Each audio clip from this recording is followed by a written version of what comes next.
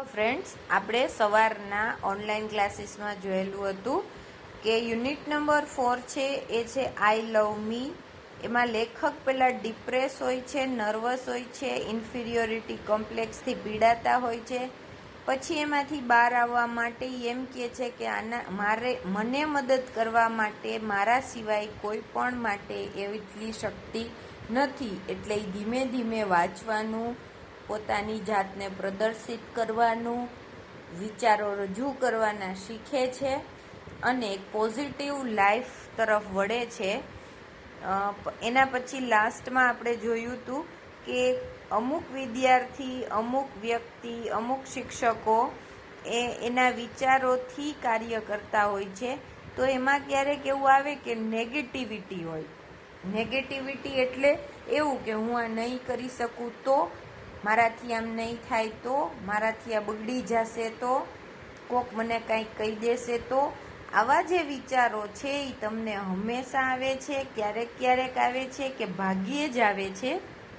એના આધારે તમે કેવા પ્રકારના વ્યક્તિ છો અને તમારે કયા કયા ગુણો વિકસાવવા જોઈએ એ આ યુનિટમાં આપેલું છે, જેમાં 13 પોઈન્ટ છે. એમાં તમારે ઓલવેઝ, સમટાઈમ્સ કે રેરલી એવું ટીક કરવાનું છે કે જેનો અર્થ તમને મેં સવારના પણ બતાવ્યો તો એ સ્કોરબોર્ડને આધારે તમે જાણી શકો છો. પહેલો પ્રશ્ન છે અથવા તો પહેલું સ્ટેટમેન્ટ છે, વિધાન છે, I have a lot of doubts about my ability.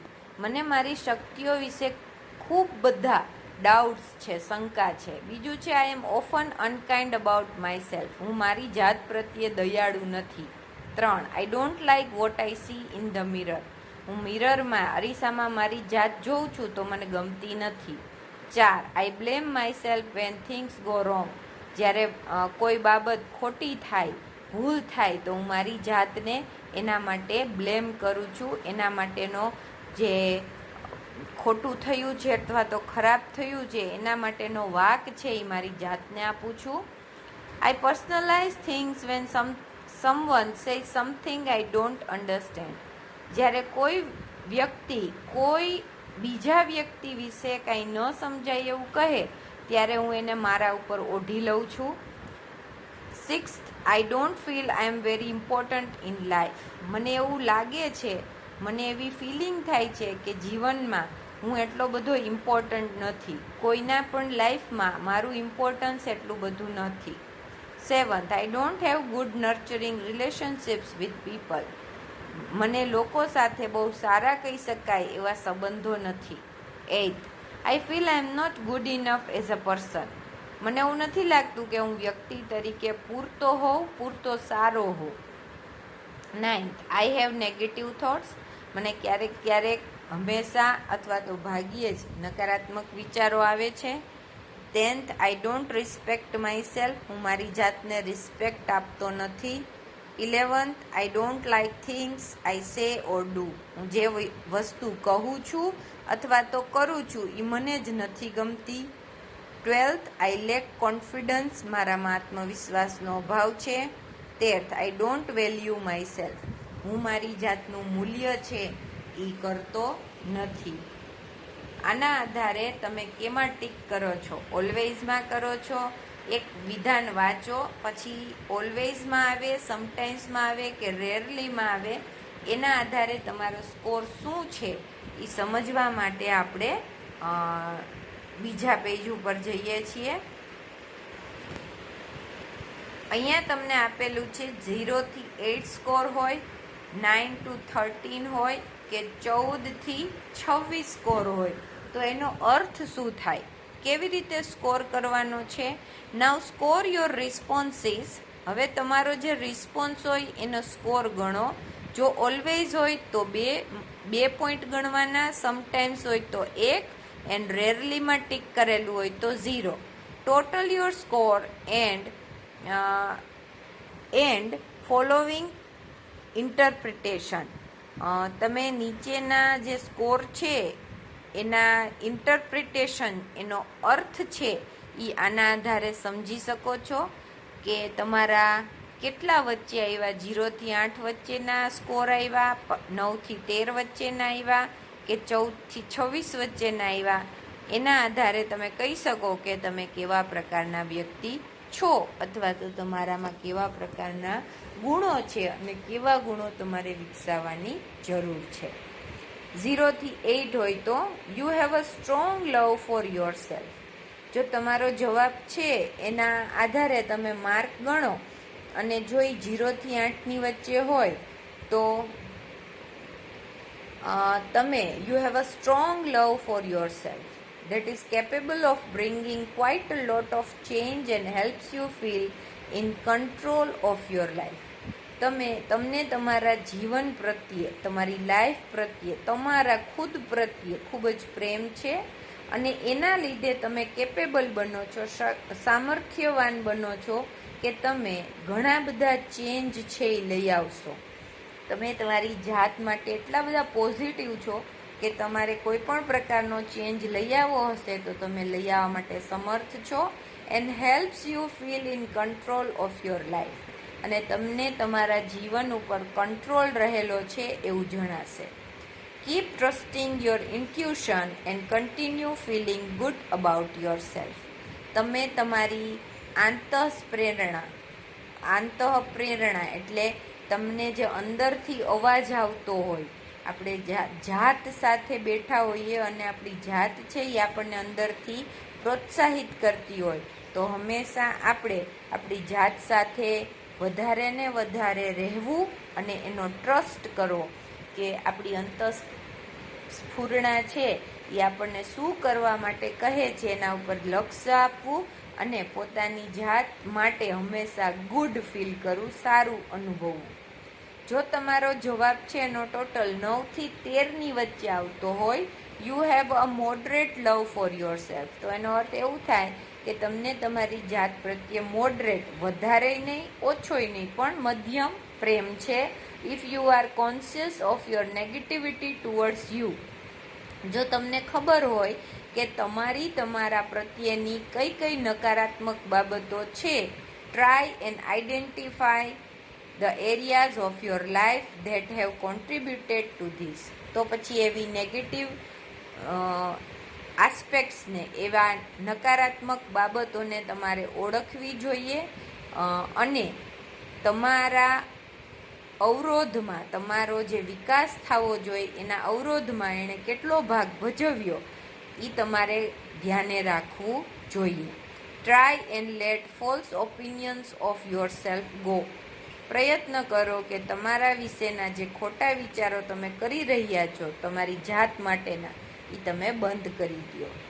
જો તમારો સ્કોર 14 થી 26 વચ્ચે હોય તો a score in this range suggests you have a number of concerns about yourself and your life. જો તમારો સ્કોર 14 થી 26 વચ્ચેનો હોય તો એનો અર્થ એવો થાય છે કે તમને એવી ઘણી બધી બાબતો છે તમારા અને તમારા જીવન પ્રત્યે કે જે તમને બહુ ચિંતા કરાવે છે, બહુ વિચાર કરતા કરી દે છે. These concerns are likely to feed a negative self-image and could upset your chances of feeling successful or positive about yourself. આ જેટલી ચિંતાઓ છે એ તમારી નકારાત્મક જાત છે કે તમે બધી જ બાબતોમાં નેગેટિવિટી જોવો છો, નકારાત્મકતા જોવો છો, એના લીધે આવેલી છે કે જે તમારી છબીને પણ નકારાત્મક બનાવે છે. And food upset your chances of feeling successful or positive about your self. અને જેટલી તમે વધારે સ્કોરમાં હશો એટલી તમારી જાત પ્રત્યે તમે વધારે ને વધારે અપસેટ હશો અથવા તો નાખુશ હશો એવું જણાશે. તમે સફળ થશો, સફળ નહીં થાવ એવું નથી, પણ તમારામાં જે પોઝિટિવિટી, હકારાત્મકતા અથવા તો સફળતાનો રેશિયો હોવો જોઈએ એ એટલો બધો હશે નહીં, કારણ કે તમે પહેલેથી નકારાત્મક છો, અપસેટ છો. માટે it is important to recognise which aspects of your life you are unhappy with. એ બહુ મહત્વનું છે કે તમે ઓળખી જાઓ કે તમારા જીવનના કયા પાસાથી, કયા લક્ષણોથી, કઈ લાગણીથી તમે દુઃખી છો. and decide to tackle one aspect of something in order to put you back in control. અને પછી પ્રયત્ન કરો કે તમે એ આસ્પેક્ટને, એ લક્ષણને કેવી રીતે ડીલ કરો છો, કેવી રીતે એને સંભાળો છો. તમારી જે પણ નકારાત્મક બાબત હોય એને એક પછી એક તમે કેવી રીતે દૂર કરો છો અથવા તો એને કંટ્રોલમાં રાખો છો કે જેના લીધે તમારું જીવન છે એ વ્યર્થ ન બની રહે. Here are some strategies for building love for one's own self. તમને થોડાક પોઈન્ટ્સ આપેલા છે કે જેથી તમે તમારી જાત સાથે જાતના વિકાસ માટે મદદરૂપ થઈ શકે. પહેલું છે free your self from should have. આવું થવું જોઈએ, આવું થવું જોઈએ એવા જે પોઈન્ટ્સ છે, આમ કરવું જોઈએ, આમ કરાય એવા મુદ્દા ઉપરથી તમારી જાતને છોડી દો. Leave your life on the basis of what is possible for you. તમારા માટે જે શક્ય હોય એ પાયા ઉપર જ તમારું જીવન છે એ જીવવાની કોશિશ કરો. And what feels right to you instead of what you or others think you should do. તમારે શું કરવું જોઈએ અથવા તો મારે શું કરવું જોઈએ એવા વિચાર આપણા કે બીજાના હોય એની બદલે તમને જે ગમે તે કરવું.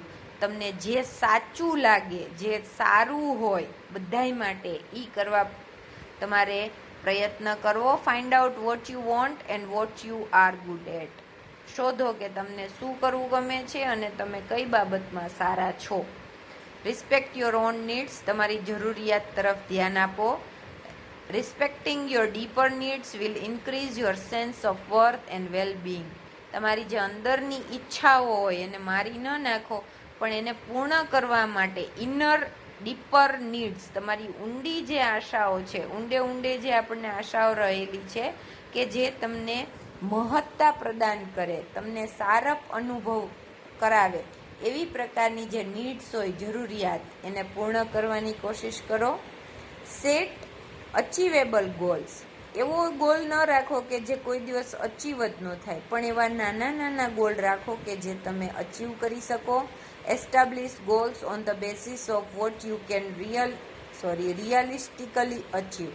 એવા ગોલને સેટ કરો કે જે તમે વાસ્તવિકતામાં પૂર્ણ કરી શકતા હોવા જો. And then work step by step to develop your strength. અને પછી એક કદમ આગળ વધતા તમારી જાતનો વિકાસ થાય, તમને સ્ટ્રેન્થ મળે, હિંમત મળે, એના માટેના પ્રયત્ન કરો. Talk to yourself positively. તમારી સાથે હકારાત્મક રીતે વાત કરો. When you notice that you are doubting or judging yourself, replace such thoughts with self supportive direction. જ્યારે તમને એવું લાગે કે તમે તમારી જાત સાથે જ ડાઉટ કરો છો, શંકા કરો છો કે આવું થઈ શકશે, નહીં થઈ શકે, આવું કરાય ન કરાય, ત્યારે તમારે શું કરવાનું છે તો કે તમારે તમારી જાતને સપોર્ટ કરવાનો છે કે ચાલો એક વખત કરી જોઈએ, કેવું થાય છે, કઈ બાબતે શું વાંધો પડે છે, બધે જ પ્રયત્ન કરતો રહેવો જોઈએ. Seek out and put yourself in a situation in which the probability of success is high. તમારી જાતને એવા પ્રકારની સિચ્યુએશનમાં ઊભી રાખો કે જ્યાં સફળતાની શક્યતા છે એ વધારે હોય. એટલે કે એવા કાર્યો એવા પસંદ કરો કે જેમાં તમને સફળતા છે એ મળી શકતી હોય, અને પછી એવા કાર્યો પસંદ કરો કે ધીમે તમે એમાં સારા બની શકો. Take chances. થોડાક પડકારો છે એ લ્યો. New experiences are learning experiences which can build self confidence. નવા અનુભવો કેળવો કે જેથી તમારો આત્મવિશ્વાસ વધે. Expect to make mistakes as a part of the process. સહજ રીતે સ્વીકારો, એક્સપેક્ટ કરો કે આપણે કોઈ પણ પ્રક્રિયા કરી તો એમાં મિસ્ટેક છે એ થવાની જ છે. Don't be disappointed if you don't do it perfectly. મારાથી આ વખતે સારું ન થયું એટલે હું ક્યારેય ન કરું, એવા પ્રકારની નિરાશામાં પડશો નહીં. Feel good about trying something new. પહેલી વખત આપણે કોઈ બાબત કરતા હોય તો એને કરવા માટે જે રોમાંચ જોઈએ, જે સારપ જોઈએ, એના માટે હકારાત્મક બનો. Making progress and increasing your competence. તમારામાં જે કંઈક ખૂટે છે, કમી છે, એને ઘટાડો અને ધીમે ધીમે એના સારા પાસાઓને અપનાવો અને વધુ સારા બનો. Solve problems. સમસ્યાઓ ઊભી ન કરો, એને સોલ્વ કરો, દૂર કરો. ડોન્ટ અવોઇડ પ્રોબ્લેમ્સથી ભાગો નહીં. ફેસ ધેમ, એનો સામનો કરો. And identify ways to solve them or cope with them. અને પ્રયત્ન કરો કે એને કેવી રીતે ઓળખી શકાય, એને દૂર કરવા માટેના, સોલ્વ કરવા માટેના કયા રસ્તાઓ છે એ શોધી શકાય, અને એમાંથી કેવી રીતે કોપઅપ થવું, બહાર આવવું, એના માટેની નવી રીતો કેળવો. મેક ડિસિઝન્સ, નિર્ણય લેતા શીખો. Trust your self to deal with the results. પછી જી રિઝલ્ટ્સ આવે, પરિણામ જી પણ આવે, પણ એક વખત ડિસિઝન લ્યો અને પછી પરિણામ ભોગવો. તમારી જાતને એના માટે તૈયાર કરો. Next, develop your skill. તમારા કૌશલ્યોનો વિકાસ કરો. Know what you can and can't do. Any list છે એ આપણી પાસે હોવું જોઈએ કે હું શું કરી શકું છું અને હું શું કરી શકતો જ નથી. એટલે અમુક બાબતો કરી જ ન શકતા હોય, એટલે એવું નથી કહેતા કે એ પરાણે કરો, પણ એવું લિસ્ટ બનાવો કે હું આ કરી શકું છું ને હું આ કરી શકતી નથી. તો શું નથી કરી શકતી એ ધીમે ધીમે કરવા માટેના પ્રયત્ન કરો, અને શું કરી શકું છું તો એ વધારે સારું કેવી રીતે કરી શકાય એવા પ્રયત્ન કરો. Last, focus on what you can do rather than what you can not. શું નથી કરી શકતા એના ઉપર ધ્યાન આપવાને બદલે શું કરી શકો છો એના ઉપર ધ્યાન આપો, તો આપોઆપ છે એ તમે પોઝિટિવ ફીલ કરશો, નેગેટિવિટી દૂર થશે અને તમારી સ્કિલ છે, આવડત છે એ વધશે. અહીંયા યુનિટ નંબર 4 છે એ ફિનિશ કરું છું.